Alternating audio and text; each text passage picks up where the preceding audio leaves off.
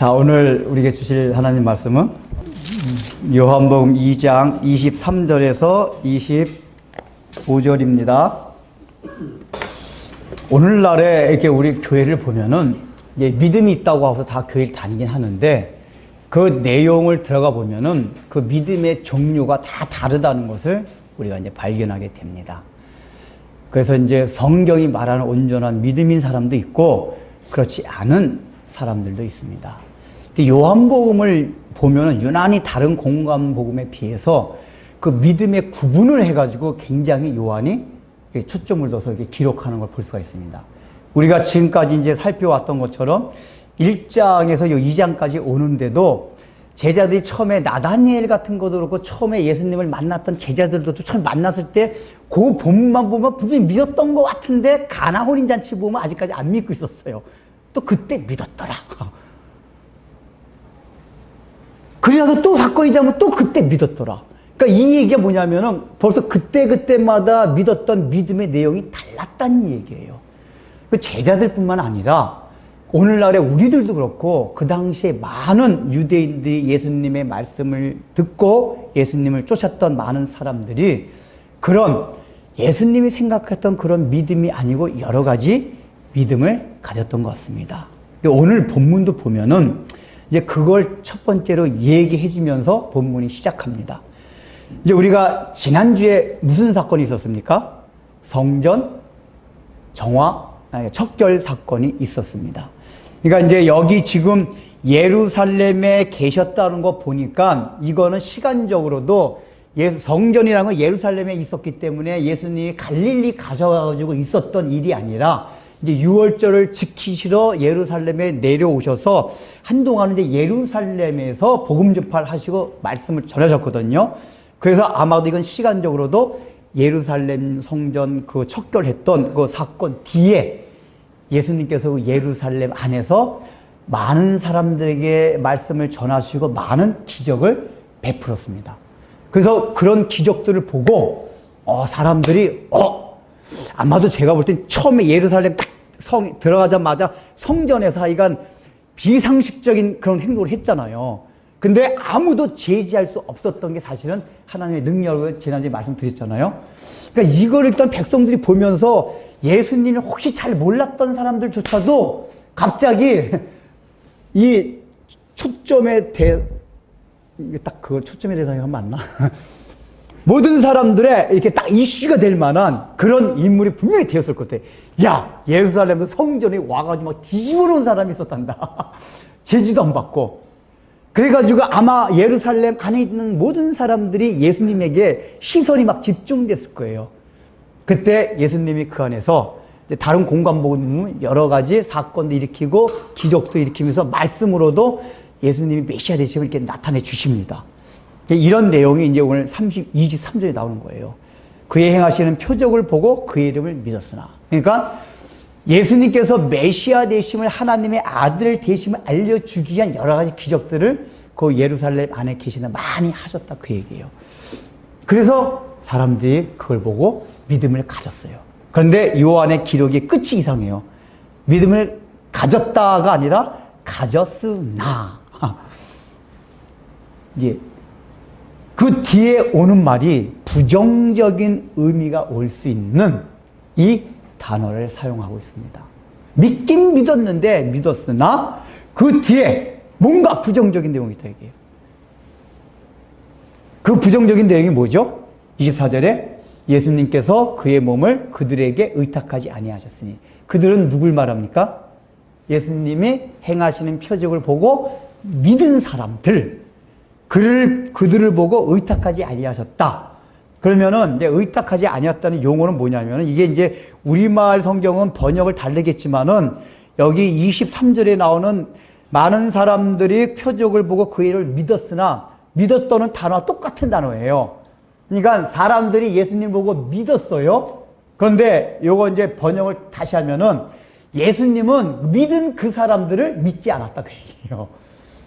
이게 무슨 얘기입니까? 보통은 우리가 이제 인간 관계 사이에서는 어떤 상대방이 나를 100% 신뢰하고 믿어줘요. 그럼 우리가 어떻게 되죠? 거기에 대한 반응이 뭐죠? 나도 나를 신뢰하는 그 사람을 믿고 같이 신뢰를 해줘요. 기대를 걸어요. 그게 일반적인 순리고 상식이잖아요. 정말 그 사람이 나를 신뢰한다고 믿으면은.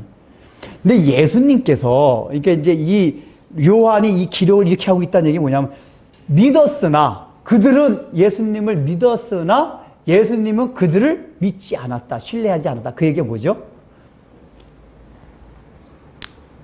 예수님이 보시기에는 지금 사람들이 예수님에 대해서 가졌던 믿음이라는 게 예수님이 생각하셨던 온전한 믿음. 아, 내가 딱 보니까 너희들이 나를 믿는다고 하지만은 나를 온전히 믿는 게 아니야.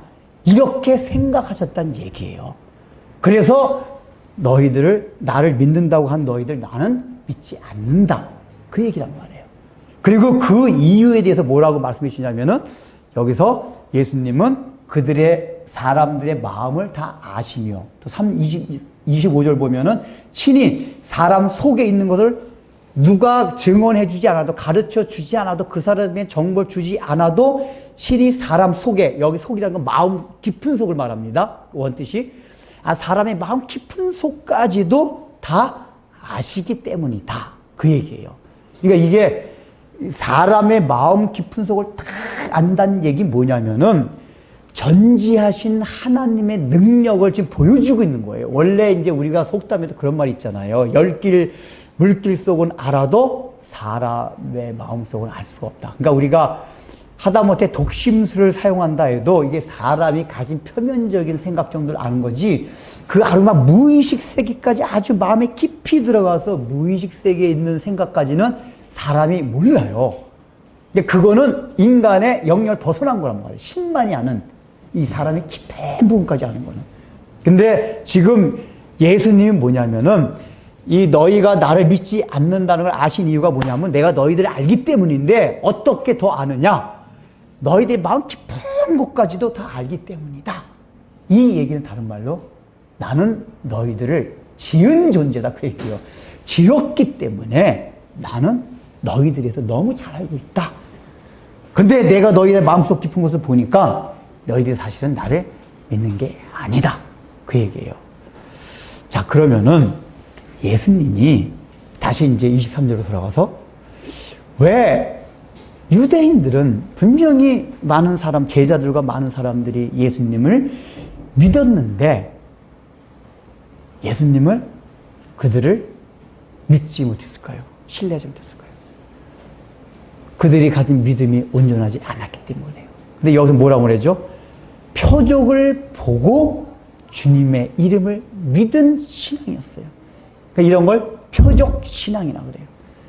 그러니까 적어도 그 당시에 사람 표적이란 건 뭡니까? 원래 성경에서 의미하는 표적은 그 사건과 예수님의 행적과 말씀을 통해서 예수 그리스도가 누구이신지, 하나님이 누구신지, 그분이 무엇 때문에 이 땅에 오셨는지, 하신 일이 무엇인지, 하나님 그분 자체에 대해서 알게 하기 위해서 주신 사건과 경위와 모든 행적들이 표적이라고 그런단 말이에요. 그런데 그걸 보고 그러면 예수님 그분이 누구시구나, 하나님이 누구시구나, 이분이 하신 일이 무엇이구나, 이걸 갖고 신앙을 해야 되는데, 이 사람들은 그 기적을 통해서 어디에만 필이 꽂혔느냐, 자기의 일상적인 삶 가운데 인생을 살아가는 데 있어서 현실적인 문제를 해결해 주는 데 초점을 맞춘 거예요. 예수님이 일으키신 기적과 말씀과 모든 행적들이 자기의 현실적인 문제 해결, 이게 표적신앙이에요. 요한복음은 이 얘기를 계속해서 요한이 반복해서 나중에 계속 얘기합니다. 그 예수님께서 일으키신 행적과 기적은 필요해요. 왜냐? 처음에 우리가 너무 모르기 때문에 하나님은 그런 걸 통해서라도 예수님이 누구신지 알려주시기 원합니다. 근데 그걸 알려주실 때는 우리가 그렇잖아요. 이게 불교에서 그런 얘기 하잖아요. 이렇게 손가락을 딱 달을 가리키면은 사람들이 그 손가락이 가리킨 달을 봐야 되는데, 이게 사람들이 인간의 그 어리석음을 이렇게 얘기하는 건데 꼭 달을 안 보고 손가락을 본대요. 달 안 보고.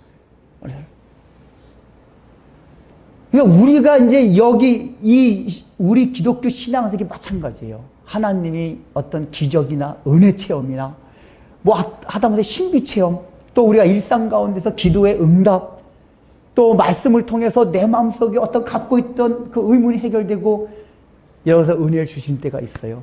기적을 주세요. 그런데 우리가 그렇게 주시는 이유는 뭐냐면 그걸 통해서 하나님이 누구시구나.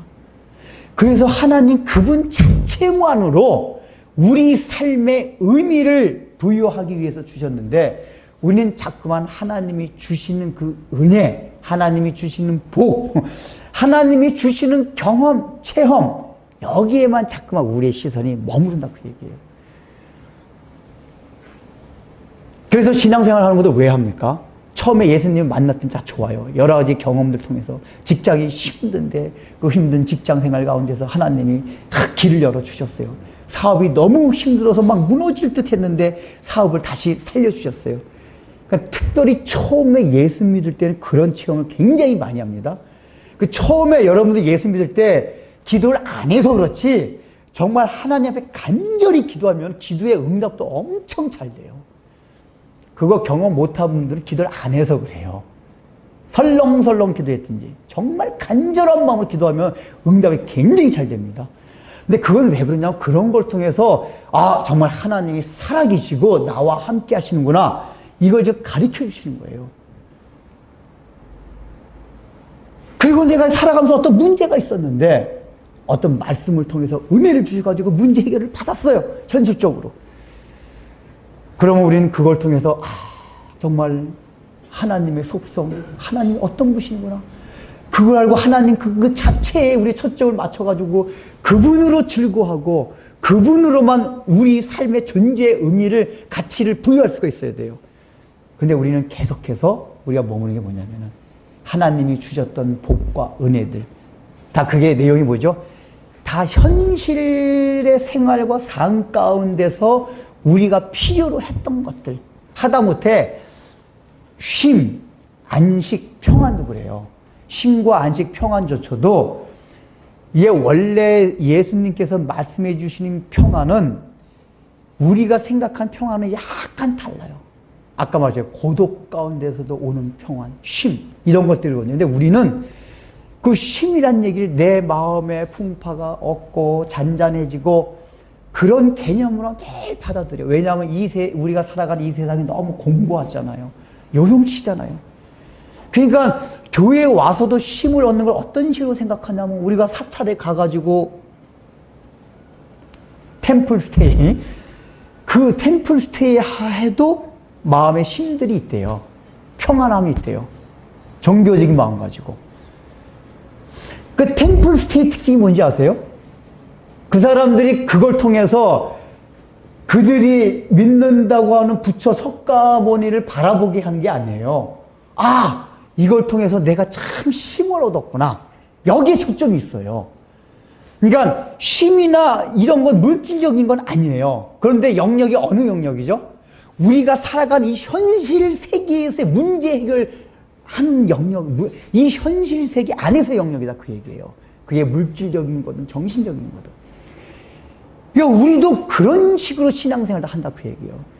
사실 교회 안에 보면 그런 단순하게 정신적인 위안을 받기 위해서 교회에 된 사람이 아주 부지기수입니다. 부지기수예요. 물론 그게 필요해. 하나님 그걸 주세요. 안 주신다는 얘기가 아니에요. 그러나 그걸 통해서 우리는 내가 받은 정신적인 위안 여기에 초점이 있는 게 아니라 그걸 주신 그 하나님이 누구신가 여기에 받아봐야 된단 말이에요.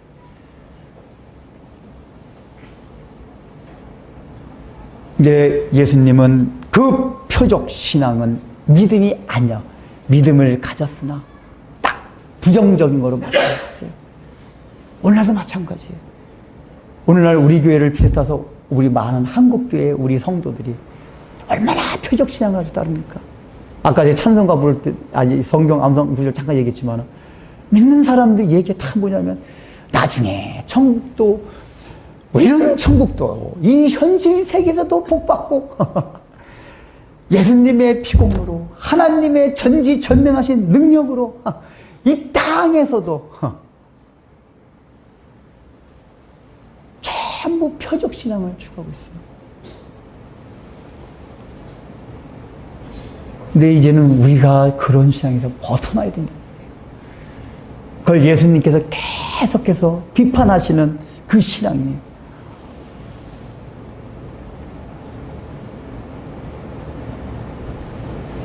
사실은 예수님이 사랑이 있어서 그렇지, 요 23절만 딱 띄어넣어서 제가 설교를 한다면은, 아직까지 이 표적을 보고 묻는 막 이런 심정이에요, 사실 하나님의 심정이요.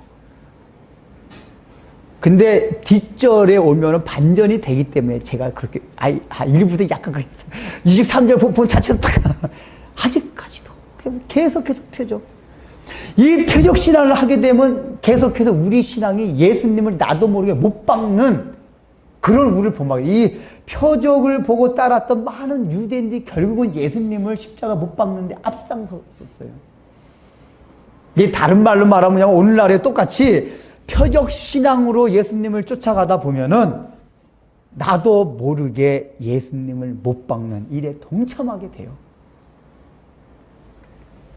그래서 굉장히 우리 이걸 두려워하고 경계해야 돼요.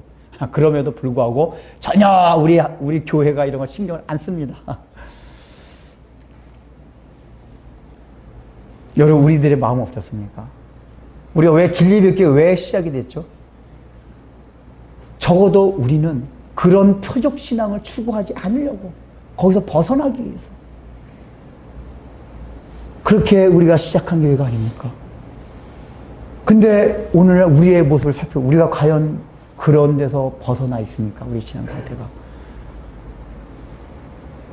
결국은 신앙이라는 것 자체도 나의 현실의 세계에서, 영역 안에서 내 문제를 해결해 주시는 거기다 머무르지 있지 않습니까? 그렇다면 우리의 신앙이 아직까지 온전하지 않은 겁니다. 주님이 우린 믿는다고 하는데 우리 주님은 근데 난 너 못 믿겠어. 이런단 말이에요. 주님 저 믿어달라니까요. 너 못 믿는다니까. 내가 널 어떻게 믿냐. 그러면서 주님 하시네. 내가 널 너무나도 잘 아는데, 너 마음속 깨뚫고 너 마음 귓바닥까지 내가 다 들어가서 알고 있는데 내가 너를 지었지 않냐. 웃기지 마라. 이렇게 주님 말씀하시는 거예요.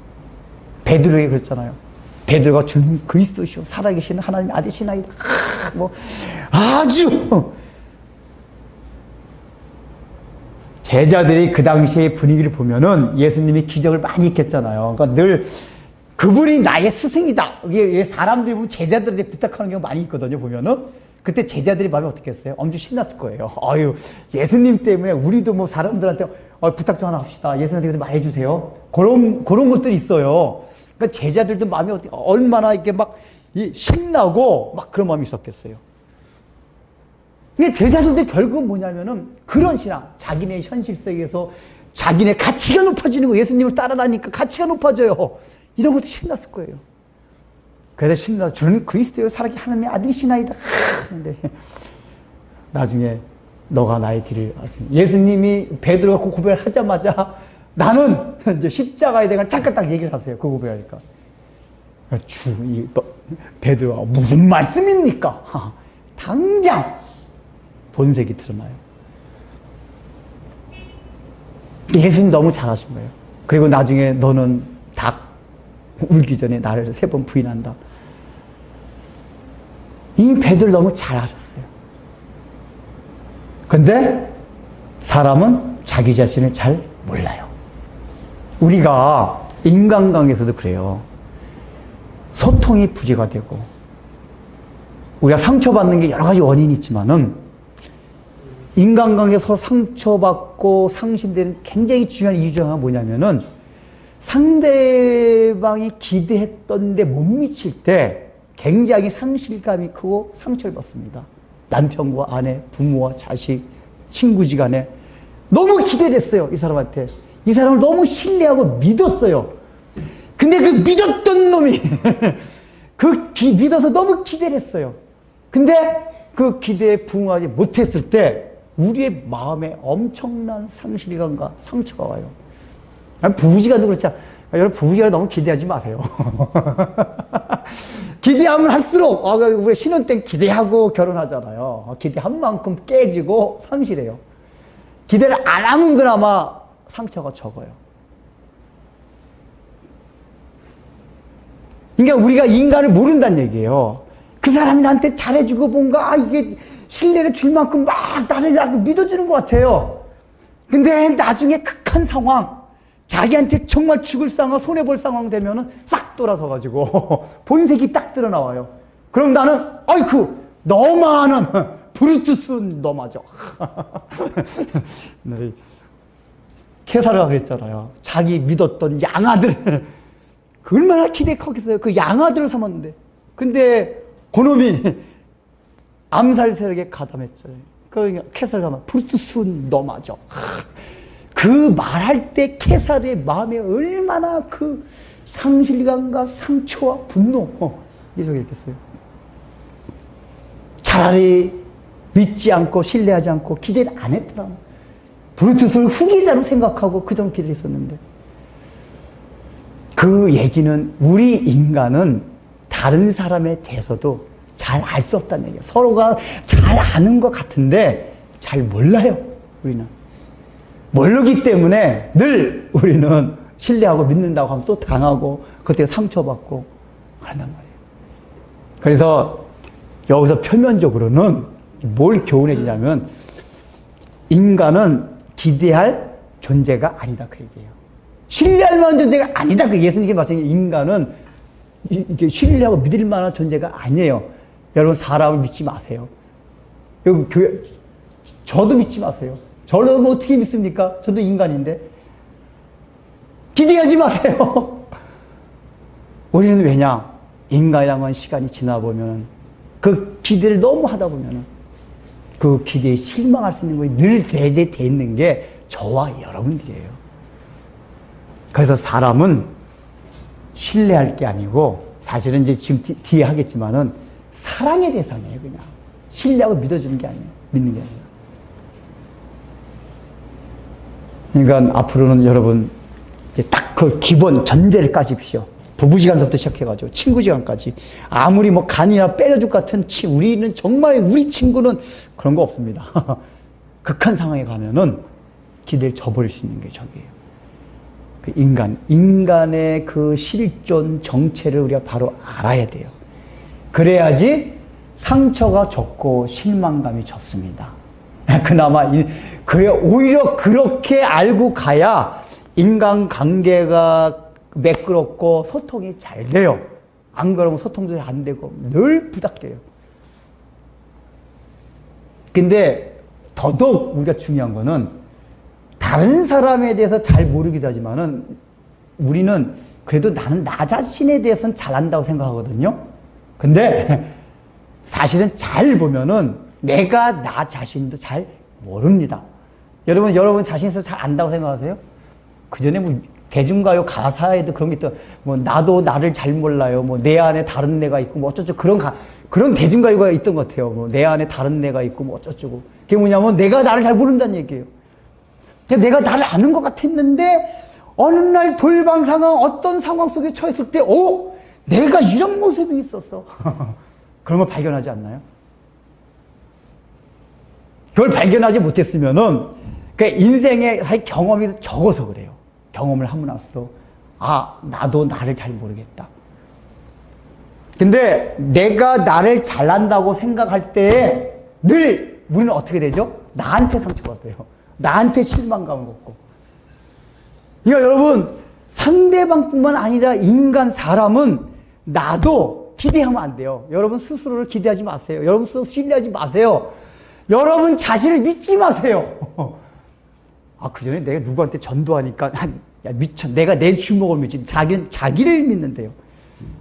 웃기지도 않아요.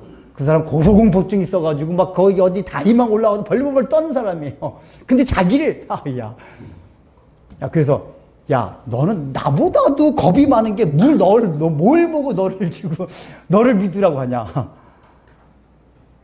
그 자기 자신을 모르는 거예요. 우리가 자기 자신에 실망한다는 얘기는 뭐냐, 다른 말로 말하면은 우리의 마음 밑바닥 끝에서는 자기에 대한 기대감이 있었기 때문에 그런 거예요. 아예 자기에 대한 기대감이 없었으면은 자기의 실망스러운 모습 때문에 좌절하거나 분노하거나 애통하지 않아요. 우리 무의식 세계에 그런 것도 있어요. 여러분 스스로 잘 안다고 생각하십니까? 아니에요. 우리도 우리 잘 몰라요. 그런데 오늘날의 이 문화나 모든 철학과 이 세대의 흐름이 어떤 흐름이냐면은 내가 내 자신을 너무 잘 알아서 인간의 그 자존감을 최대한 높여주는 쪽으로 교육, 예술, 생활 패턴 모든 게 다 그렇게 흘러가요. 그래서 요즘 애들은 다 기죽이지 말라고 애들. 식당에서도 이게 분명히 객관적으로 잘못된 거라도 누가 훈계를 주려고 그러면 요즘 젊은 분은 뭐라 그럽니까? 아, 왜 당신이 참견하냐? 왜 기죽이냐고. 혼날 만한 거 혼나야 된단 말이에요. 왜 우리 자존감을 이렇게. 자존심을. 여기 얼마나 이게 굉장히 잘못된 교육 방식들이에요. 어릴 때부터 때로는 그 아이의 자존심을 뭉개주기도 해야 돼요. 그래야지 애들이 겸손하게 자의 정체성이 나도 그런 존재구나. 그래야지 나중에 대학 입시 한번 실패한다 해도 그렇지 나는 실패할 수 있는 존재야 생각하고 대학 한번 떨어졌다고 난 죽을 놈이지. 왜 대학 떨어졌다고 죽을 놈이에요?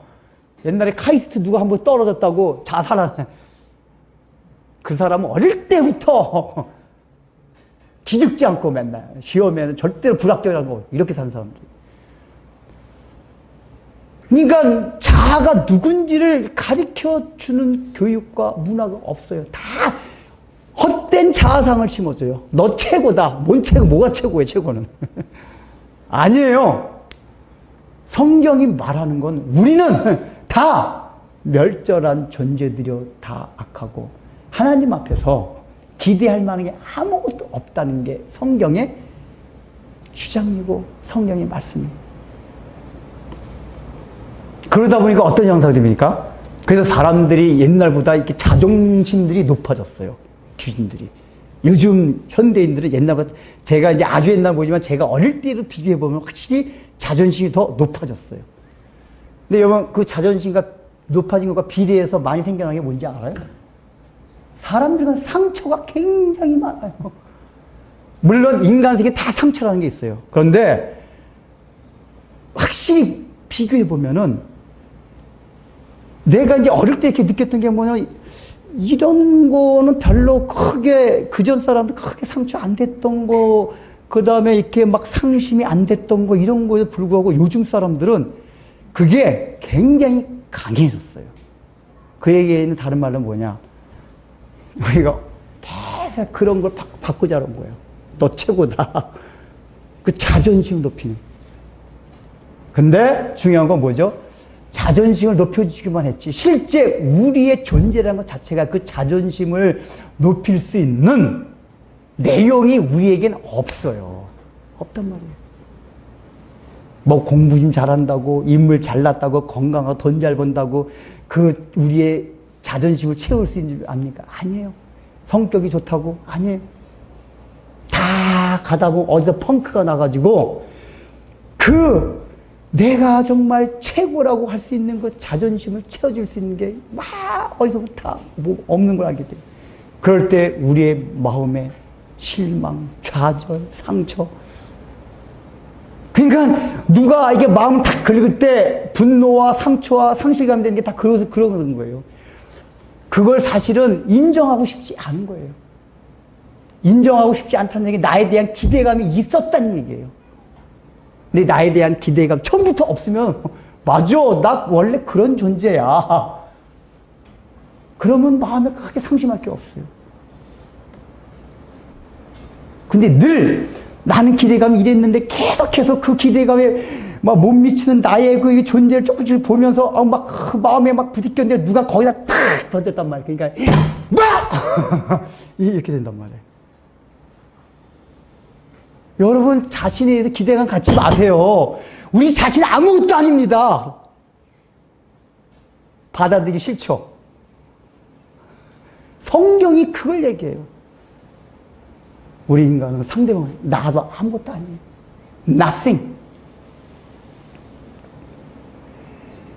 우린 자랑할 게 없어요. 우리 자신을 신뢰할 만한 어떤 요소가 없는 게 우리예요. 저도 성경의 그 진리를 알기 때문에 제 자신을 신뢰하지 않습니다. 제 자신을 안 믿어요. 그래서 이거 제가 몇 번 얘기한 거지만 제가 목회할 때 자꾸만 이렇게 교인들하고 같이 놀러 다니고 제 삶을 오픈하는 이유가 있어요. 이게 목회자가 멀리 떨어져서 있으면은 이렇게 신비감에 쌓여 있으면은 교인들이 굉장히 목사님을 이렇게 존경하고 특히 설교만 잘하면 엄청나게 존경스러워져요. 어차피 그분의 삶을 모르니까. 근데 그래서 목사님들이 제가 무슨 노예 때 가가지고, 교인들 놀러 다닌다는 얘기가, 유 목사 미쳤어? 막 그래요. 교인들 왜 그럼 흠잡힌대요, 자꾸만. 그러니까 교인들은 그저 신방하고 상담하고 딱 피점검하고 식사 때도 쓸데없는 얘기 하지 말래요. 우리 할 때. 쓸데없는 얘기 하지 말고 딱 그 신앙적 필요한 얘기만 딱 할 때 교인들. 그리고 놀고 싶을 때 목사들끼리 놀래. 이게 뭐냐면은, 근데 그렇게 된 문제가 뭔지 아세요? 우리 목사님 스스로가 자기 자신, 교인들이 목사님을 신뢰하기가 쉬워요.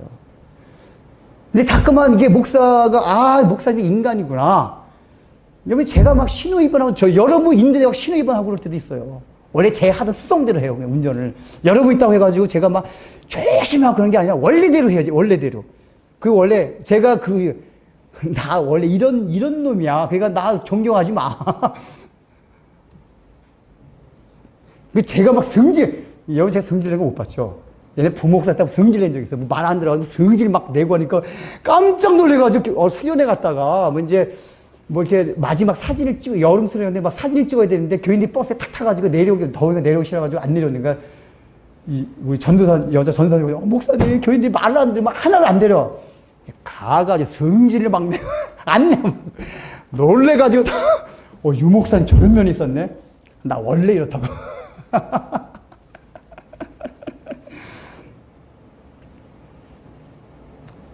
물론 이게 고쳐나가야 되는 건데, 모든 거는. 그러나 뭐냐면, 우리 인간은 누구도 신뢰하고 믿을 만한 존재가 절대 아니다, 그 얘기예요. 거기에 나까지도. 특히 나는.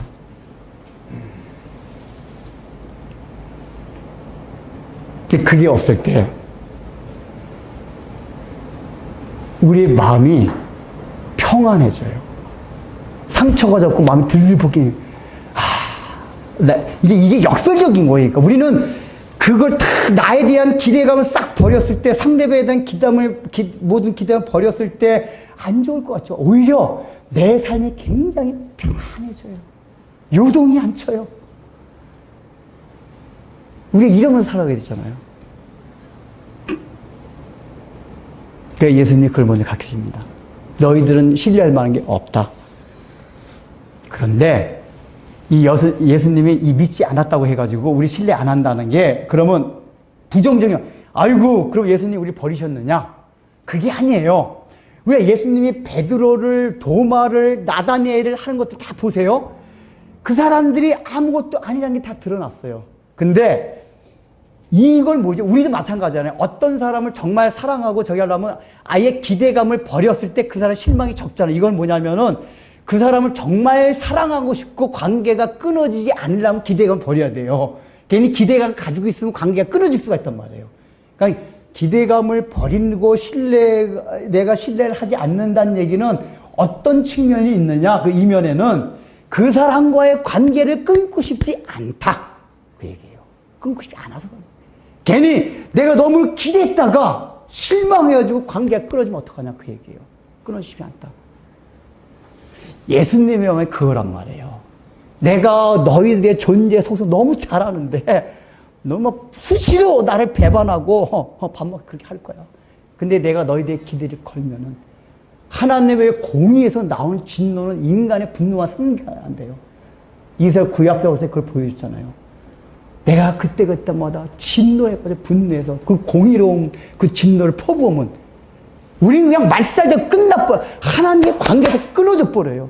근데 하나님 처음부터 우리의 연약함을 너무 잘 아셨어요. 예수님이 이 땅에 오셔서 우리의 연약함을 다 특별히 히브리서 그게 나오잖아요. 연약함을 다 채울하사 우리를 그래서 동정. 예수님이 육체를 입고서 해보니까 육체를 입은 너희들이 얼마나 배고픔 원망이 나오게 되겠구나. 우리 예수님 그러니까 그거 뭐냐면 내가 너희들한테 기대하지 않겠다. 신뢰 그거 뭐야? 내가 너희들이 그렇게 온다 해도 내가 너희들과의 관계를 끊지 않겠다고 얘기해요. 이게 그러니까 사랑의 언어예요. 사랑의 언어. 끊지 않아요. 그래서 오히려 이게 23절에서 표적 아직까지 그거 있었으나 이거는 사실 예수님의 그것만 탁 하면 예수님의 그 마음의 안타까움과 분노와 이런 마음이에요. 근데 요거 24절에 딱 오면 사실 이게 반전이 돼가지고 근데 너희가 표적 신앙할 걸 이미 내가 다 알고 있었어. 알고 있었어. 그래서 나 자신 기대하지 않았어. 그래서 너희가 아직까지 표적 신앙 살고 있는데 내가 그것 때문에 너희한테 그냥 막 융단폭독 해가지고 막 업어치기 뒤부치기 해가지고 뒤집어 놓지 않는다. 이 얘기예요. 기대하지 않았기 때문에. 이 감사하죠? 우리 주님 우리 기대하는 게 감사한 거예요. 정말 감사해요. 그리고 이제 그리고 그 이유를 나는 모든 사람을 다 아심이라. 이제 전지하심이야. 그리고 이제 25절에 그거 더 깊이 나와서 깊은 속까지도 알게 된다. 자, 그러면은 이게 구약의 이제 표현들을 보면은 하나님께서 여호와께서는 우리의 마음을 감찰하시다 이런 표현이 굉장히 많이 나와요. 근데 감찰한다는 얘기가 우리의 속 깊은 곳까지도 다 하나하나 살펴보신다는 얘기거든요. 근데 대개 성경이 그렇게 표현할 때 앞뒤 문맥은 뭘 말하고 있냐 하면은 우리가 어렵고 힘든 가운데서도 내가 너희 머리털을 하나로 셀 정도로 내가 너희를 더 알고 내가 너보다도 내가 너를 더 잘 알기 때문에 어느 정도냐면 너 머리털 몇 개인지 모르지. 나는 알아. 너가 머리털 몇 개인지. 그 정도로 알기 때문에 너가 험난한 길 어떤 풍랑 가운데 절벽 막 넘어지려고 할 때 너무 잘 알고 그렇기 때문에 내가 너의 작은 신은 다 해가지고 내가 지켜주고 보호해주고 인도해준다. 그 얘기예요. 그러니까 이게 너를 잘한다는 얘기가 우리는 늘 일반 이 세상은 딱 독심술은 뭐죠? 세상 제약은 그래요. 딱 나 너 알고 있는데 속이지 마. 요거거든요. 이게 초점이 있어요. 말 안 했다 너 제대로 말하면 죽어. 근데 하나님은 다 아시는데 여기에 초점이 있는 게 아니라 그 다 아신다는 얘기가 뭐냐? 그만큼 세밀하게 하나하나 너를 알게 돼. 너보다 너를 더 잘 알기 때문에 너가 너를 걱정할 게 아니라 내가 너보다 너를 더 걱정해. 그 걱정하지 말라고. 이 얘기예요. 여러분 자신이 우리가 내가 잘하는 것 같으면 내 인생을 내가 꾸려나가려고 내가 계획하고 내가 뭘 하려고 그래요. 근데 하나님이 나보다 나를 더 잘 알기 때문에 그냥 하나님께 맡기면은 내가 계획하고 설계하고 진행하는 것보다 훨씬 더 잘한단 말이에요. 왜요? 나를 더 알기 때문에. 이게 저도 인생 가운데 그런 걸 많이 죠. 이게 어떤 때 기도하다 내가 뭐 하나 하다가 어떤 때 근데 저 하나님 주님이 저보다 저를 더 잘 아시잖아요. 그러니까 제가 이 기도하려고 보니까 이게 진짜 나도 헷갈리네. 그러니까 주님이 알아서 나보다 나를 더 잘 아시니까 그 나에 맞게끔 사람을 주시고 나에게 맞게끔 어떤 저 사건을 주시고 알아서 하십시오. 따라가겠습니다. 그렇게 따라보니까 내 인생이 형통하게 고생이 없었다는 게 아니에요.